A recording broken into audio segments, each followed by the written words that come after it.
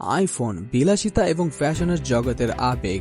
IPhone প্রেমীরা প্রতি বছর সেপ্টেম্বরে অপেক্ষায় থাকে বহু প্রতীক্ষিত সেপ্টেম্বর মুহূর্ত। আজ ঘোষণা করা হবে নতুন আইফোন।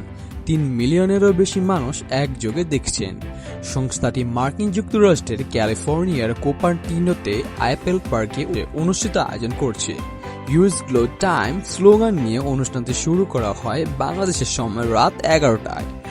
অনুষ্ঠানে অ্যাপেলের 16টি মডেল উন্মোচন করা হবে। এছাড়াও এয়ারপোর্টস 4 এবং ওয়াচ 10 সিরিজ একসাথে মুক্তি পেতে যাচ্ছে। এছাড়াও অ্যাপেলের iOS 18, vision OS 2, iPad OS 18, Mac OS নিরাপত্তা সফটওয়্যারের নতুন সংস্করণগুলোর জন্য প্রকাশের তারিখ ঘোষণা করা হয়েছে। এটাও জানা গিয়েছে আইফোন 16 এবং 16 প্লাসে 18 চিপ এবং 16 প্রো এবং 16 প্রো ম্যাক্সে বায়োনিক A18 প্রো চিপ ব্যবহার করা হয়েছে।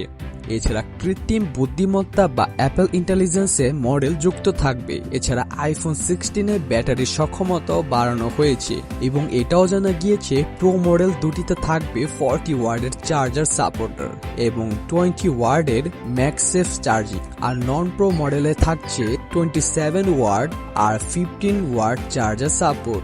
নতুন আইফোনের সবচেয়ে বড় চমক হলো 4টি সিরিজেই থাকবে ক্যাপচার বাটন। এর মাধ্যমে ফোনের লক না খুললেও বাটনের সাহায্যে ক্যামেরা ওপেন করে খুব সহজেই ছবি তোলা যাবে।